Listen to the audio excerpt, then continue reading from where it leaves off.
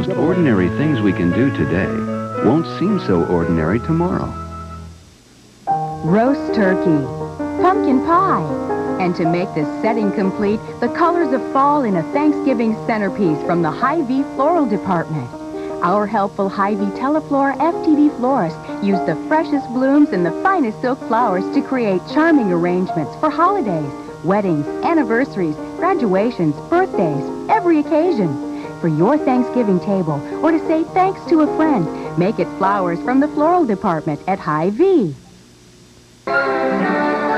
This is CNN.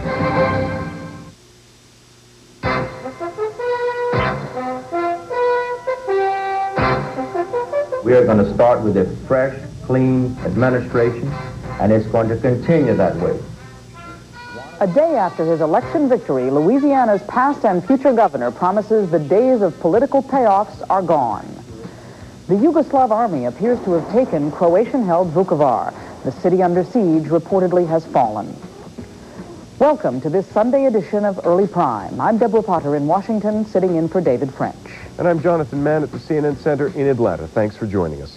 Former Louisiana Governor Edwin Edwards spent 3 terms in office, but they were years that had critics branding him as a corrupt, womanizing gambler.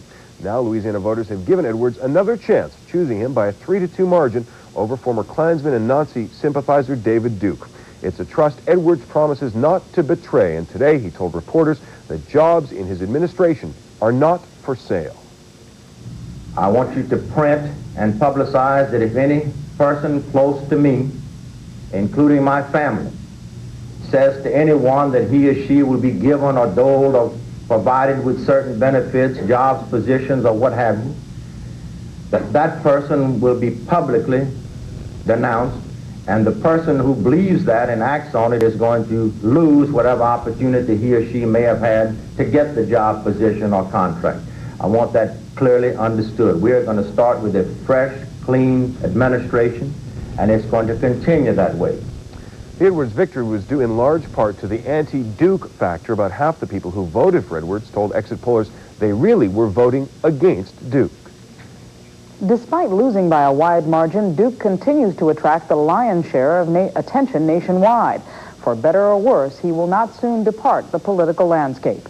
CNN's Gene Randall reports on where Duke goes from here.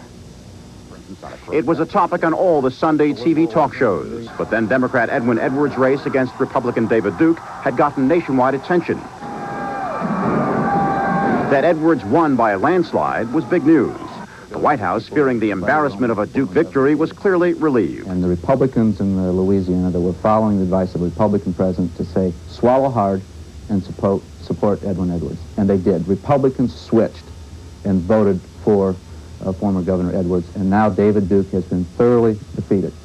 On CNN's Newsmaker Sunday, David Duke said his message would survive his election defeat, and he hinted he could try next for a national forum, namely the presidential primaries. I don't have any plans whatsoever to get in those primaries at this time. Are you being encouraged to do that? I have been encouraged to do that, and I'll leave my options open, and I would not rule any of that activity out. Much of Duke's message, of course, anti-government, anti-racial quotas, anti-taxes, fits closely with George Bush's agenda. The fact that you still got this guy in the Republican Party. He's raised a lot of ugly issues.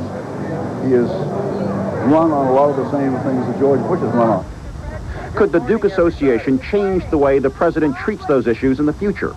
Bush re-election advisor Charlie Black says no. Having a bad messenger endorse your views doesn't taint your own message, and we won't be changing what we stand for and what's in our party platform. Still, David Duke is sure to be a Democratic presidential campaign issue. 12 years of George Bush and Ronald Reagan have legitimized the kind of rhetoric, kind of racially divisive rhetoric that David Duke endorsed in this campaign. George Bush opened the Pandora's box with Willie Horton. We're now seeing the culmination of that kind of campaigning. And even Republicans admit David Duke in the presidential primaries could be a problem for the president. I think he's got a lot of trouble he can make for Bush and the Republicans, not least on the quota issue. And if it's Pat Buchanan and David Duke out there bothering Bush, he's got a problem. In a season of political turmoil and its downward tug on his popularity, the last thing George Bush needed was a Republican like David Duke elected governor of Louisiana. At the same time, Mr. Bush and those around him know David Duke will not simply go away, and so his potential for causing political trouble is still there. Gene Randall, CNN, Washington.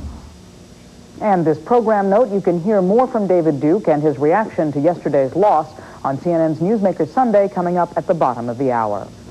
Special United Nations envoy Cyrus Vance arrived in Yugoslavia today. Vance discussed the possible deployment of UN peacekeeping forces if the present ceasefire established yesterday can hold. The UN says it will not send in peacekeepers unless a firm truce can be established. It is the 13th ceasefire in the Yugoslav Civil War, and the fighting still hasn't stopped. Federal troops have now reportedly taken control of the strategic city of Vukovar. Croatians began negotiating a surrender in the city today after several months of fighting. They are now bargaining desperately to save thousands of civilians trapped in the town. Stefan Katsonis was in the thick of battle, and he filed this report before the city fell. Serbian and federal fighters are closing in on neighborhoods where exhausted Croatian soldiers are literally counting out the final hours of their lives.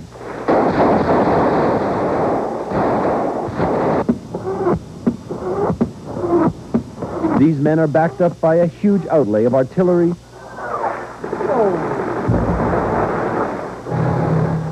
tanks, and MiGs.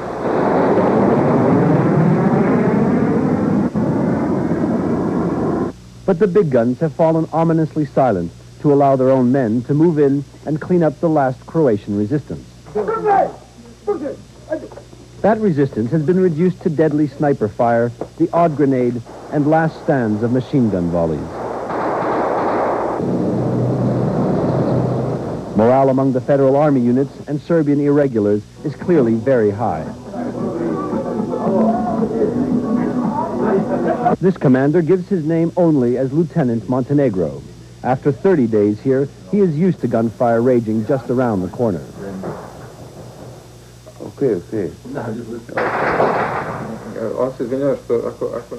Lieutenant Montenegro says the longest and bitterest battle of this war is almost over.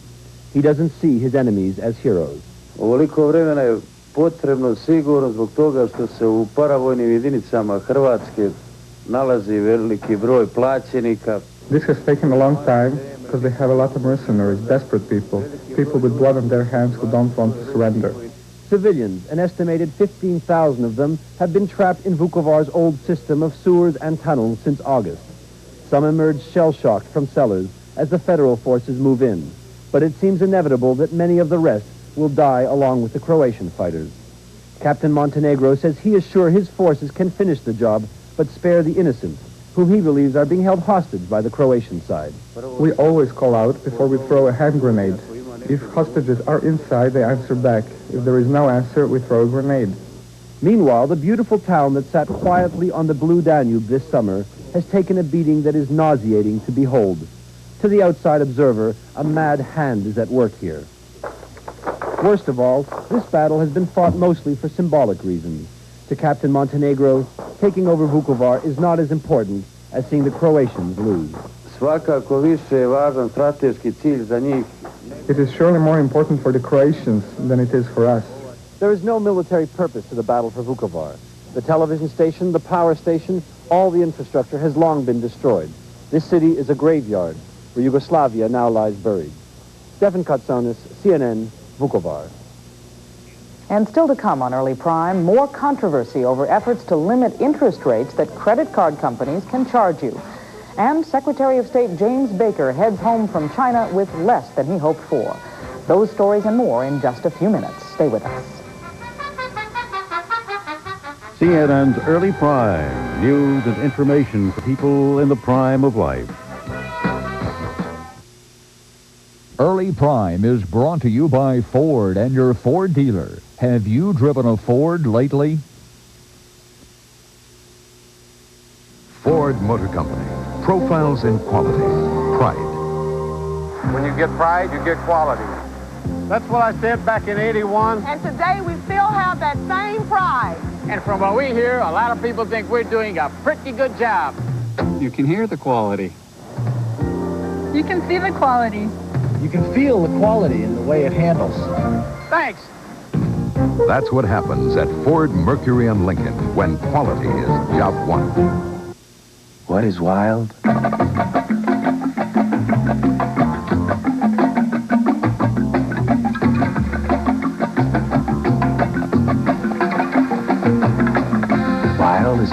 loving blend of herbs and spices, and the goodness of Uncle Ben's rice.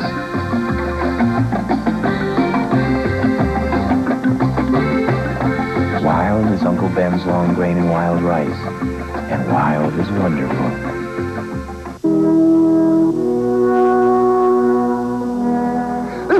Ricola, the all-natural herb cough drop imported from Switzerland. Ricola has been soothing throats and relieving coughs naturally for over 60 years.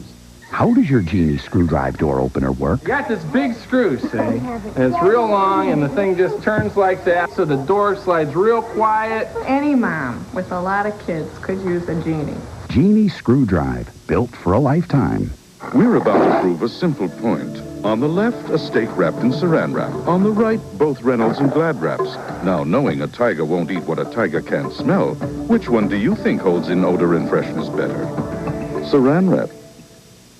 On CNN today, what did the Louisiana governor's race mean? David Duke puts it in perspective on Newsmaker Sunday. Then on Inside Business, some expert ideas to heal the ailing U.S. economy. All today on CNN.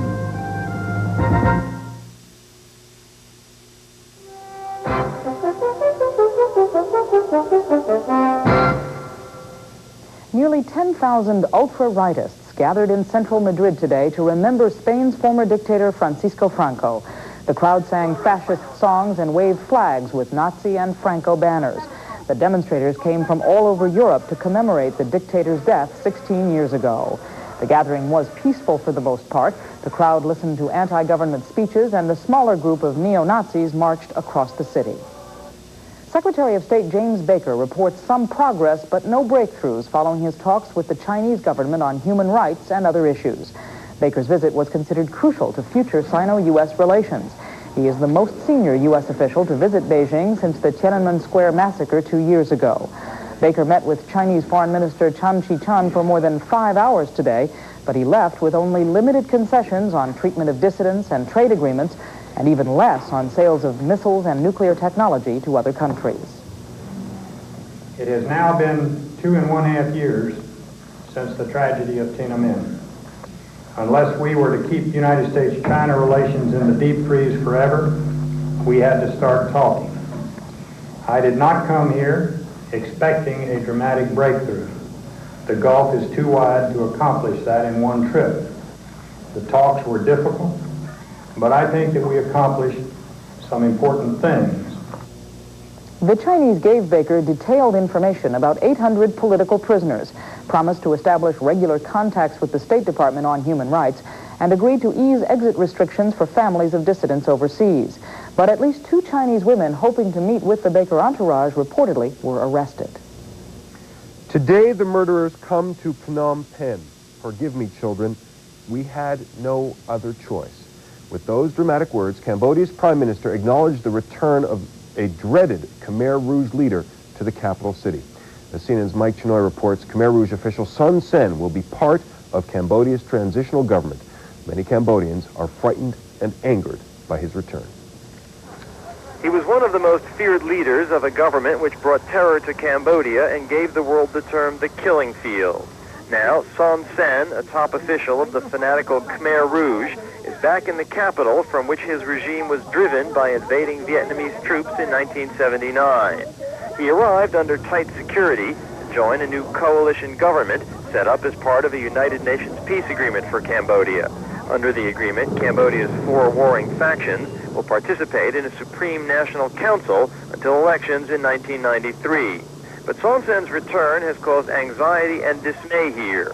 As defense chief for the Khmer Rouge, Son Sen was responsible for the Tuol Sleng prison, a torture center in Phnom Penh where the Khmer Rouge executed 20,000 people in the late 1970s.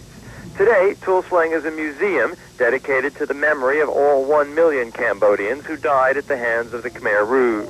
And in his first public appearance since returning to Cambodia last Thursday, Prince Norodom Sihanouk, the head of the new coalition, expressed support for an international tribunal to judge the Khmer Rouge for their crimes. But the peace agreement allows the Khmer Rouge a legitimate share of power in Cambodia now. That prospect has raised fears that outraged Cambodians might hold anti-Khmer Rouge demonstrations here. Cambodian Prime Minister Hun Sen said there had been one minor protest already, and he issued an appeal for calm. But with public anger at the Khmer Rouge so deep here, the prospect of demonstrations that could upset the delicate Cambodian peace process cannot be ruled out. Mike Chinoy, CNN, Phnom Penh, Cambodia. A programming note now and a question. If U.S. leaders are rendered unable to function in a nuclear war, who runs the country? The answer is coming up at 9 Eastern Time. The CNN Special Assignment Team calls its report the Doomsday Government. Again, that's at 9 Eastern Time on CNN. Up next on Early Prime, growing older in America. We'll tell you what people hope for and fear in their later years.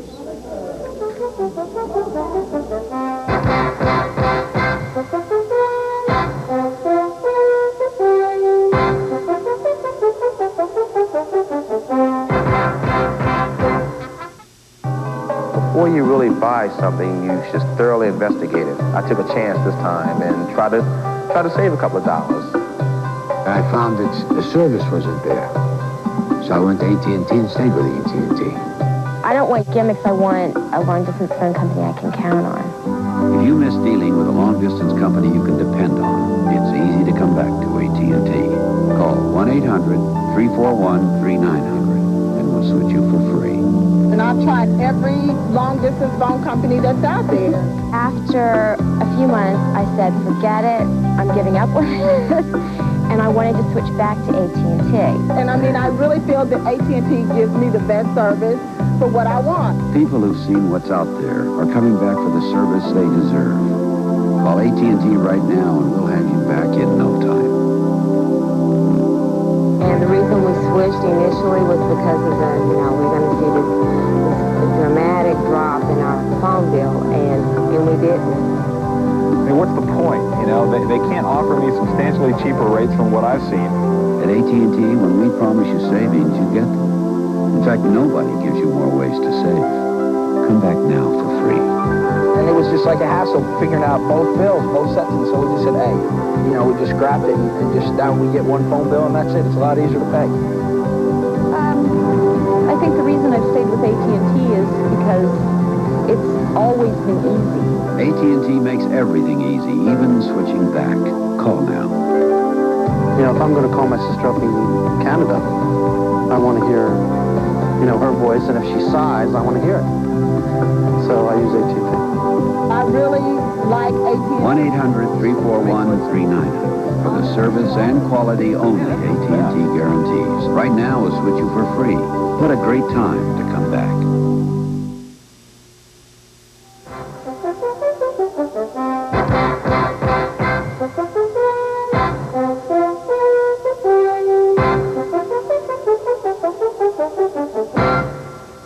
Most people in the United States say they want to live to age 100, but few expect to hit that milestone. A telephone survey of 1,000 adults 18 and older shows 70% of men and 62% of women want to celebrate their 100th birthday. The survey also shows that 81% of blacks, compared with just 63% of whites, want to reach 100. The poll was conducted by the private research organization Alliance for Aging Research, and it also shows high hopes for curing what ails many in the U.S. 72% of those questioned expect scientists to find a cure for cancer in their lifetime. 61% expect a cure for AIDS, and 60% predict a cure for Alzheimer's disease. Most don't want to lose their independence with old age. 3/4 worry they will lose control over their lives. 80% fear ending up in a nursing home more than they fear dying a quick death. Only 6% of those questioned expect to reach 100. The Bush administration and U.S. bankers are trying to put the brakes on a fast-moving congressional effort to cap credit card interest rates. The Senate last week overwhelmingly approved a 14% ceiling on those rates, and the House may consider a cap this week. But bankers are saying up to 60 million Americans could lose their charge cards if a ceiling is legislated. And Treasury Secretary Nicholas Brady is blaming the proposal for Friday's 120-point stock market drop. The Senate sponsor, New York Republican Alphonse D'Amato, and Brady disagree over who would benefit from a cap. I think it's ill-considered. Anything that goes through Congress in 30 minutes on a subject as complex as this has got to be short of the mark. I think it's a legislation that's elitist. I shouldn't say legislation, because it has only passed one house of Congress. It will never see the light of day, in my opinion. It will not turn into legislation because it doesn't make any sense. What we're talking about is working middle-class taxpayers who are being called upon to bail out the banks for the bad loans that they've made, foreign loans, and you've heard Mr. Sieben talk, and for people who are credit addicts who shouldn't be getting credit, and you have working middle-class people paying enormous rates to make the banks profitable. Now, that's simply wrong. Meanwhile, Vice President Dan Quayle said today President Bush will veto a bill that would impose a cap. D'Amato introduced it after Bush last week recommended the banks voluntarily reduce the rates. And coming up on Early Prime, a tradition of war as old as gunpowder. A new book brings together letters sent home by the troops from the Gulf War to Gettysburg. Ford Motor Company profiles in quality, employee involvement. If you're working together, you do a better job. I said that back in '82, and the quality of our cars and trucks is proof that it's working today. Money alone won't build quality cars. You've got to have better designs. Better designs don't mean a thing, unless engineering can live up to the designs. Engineering works only when everyone is committed to quality.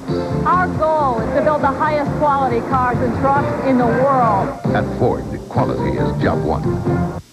Who can you trust these days to take care of your car when it starts shaking? Or pulling, or rattling, Or squeaking? for suspension or alignment, nobody beats Midas. I worry about something I can't see. What your eyes can't see, our state-of-the-art diagnostic equipment will show you. You'll get a written estimate before we start. No surprises. Whatever the problem, we keep it from getting bigger. For alignment, shocks, or struts, nobody beats Midas. Nobody.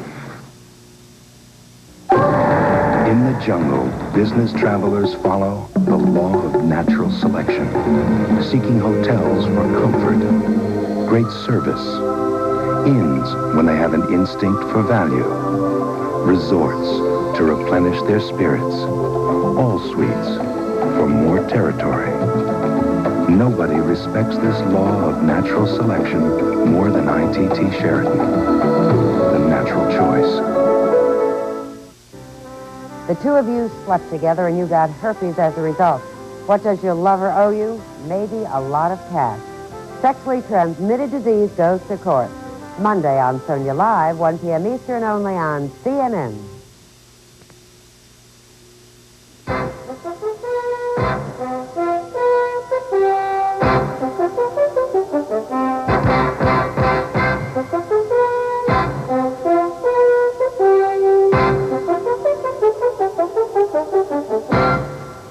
There is rain in the River Valley and a whole lot of other weather as well. And here's Ted Texter to tell us all about it. Ted?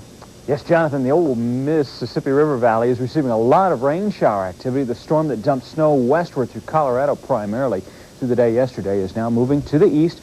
Lots of rain associated with the storm in the east. Lots of clear sky, a little mild too. And back out west, still more wind, another wintry storm crossing the plateau region.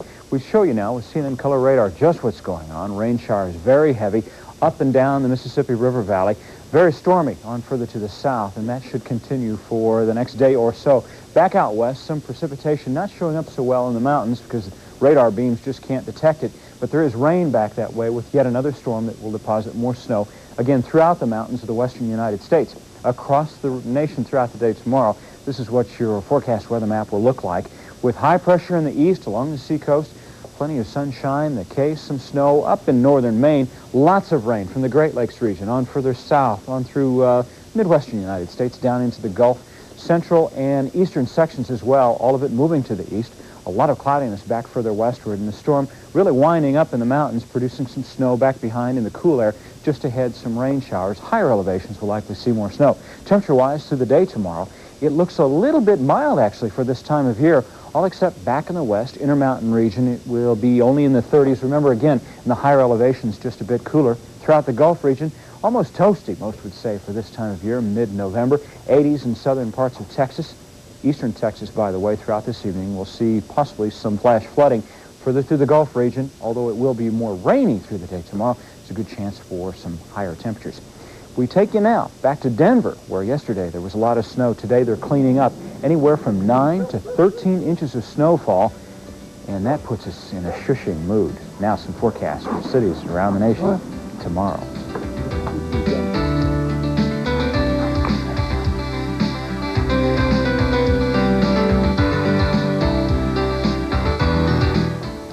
This is Early Prime on CNN. Now, Deborah Potter in Washington.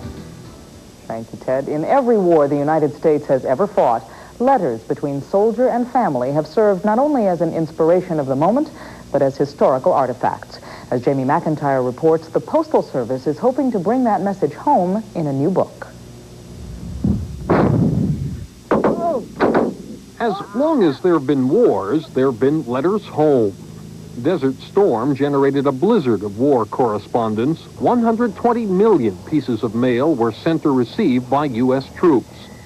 The U.S. Postal Service has put together a sampling in a book called Letters from the Sand. Let me read you the shortest one, but it says it all. Dear everybody, the war is over. I'm alive and well. I'll write for real tomorrow. That's it. The 178 letters were gleaned from some 3,000 donated after the Postmaster General put out word of the project last summer. We wanted to memorialize the fact that veterans and letters go together, that letter writing is something that leaves a permanent record. Nobody has a bundle of old telephone calls wrapped with a ribbon in the attic, you know. The book includes letters from the Civil War through the Gulf War. Abraham Lincoln consoles a mother, writing, "In the untimely loss of your noble son, our affliction is scarcely less than your own." No matter what era, the letters share common themes: war and peace, love and death, heartache and hope. "A solemn thoughtfulness has fallen over me," writes one sailor. "A soldier longs for the soft crack of a baseball bat." Kids are the most direct. "Dear Uncle Danny," wrote 7-year-old Danielle Gutierrez, "I hope you're not going to die." Many letters are upbeat and talk about the importance of getting word from home. "Mail is an uplifter of the spirits," a soldier writes his grandmother. "It can change an entire day." General Colin Powell answered a letter full of questions from 4th graders in Vineland, New Jersey, and later invited them to his Pentagon office. Some of the camels knew that whenever orange mailbags showed up, there were goodies in the mailbags. And so the camels would come walking over to the soldiers expecting to get chocolate chip cookies. The point of the book, says the Postmaster General, is not to gather dust on a coffee table somewhere. He hopes those who read it will be inspired to take up the lost art of letter writing, and not just during wartime. To me, it's a human adventure. I mean, these are people with feelings and elation and despair and anger and fear and all the things that we feel that are expressed through letters that are a permanent record. Jamie McIntyre for CNN, Washington. I'm Deborah Potter in Washington. Stay tuned. CNN Newsmaker is next with our featured guest, David Duke, who lost his bid as Louisiana's governor. What lies ahead for him? We'll find out next. I'm Jonathan Mann at the CNN Center in Atlanta. Also coming up in a half an hour from now on The World Today, what happens when insurance companies don't want to pay for psychiatric care?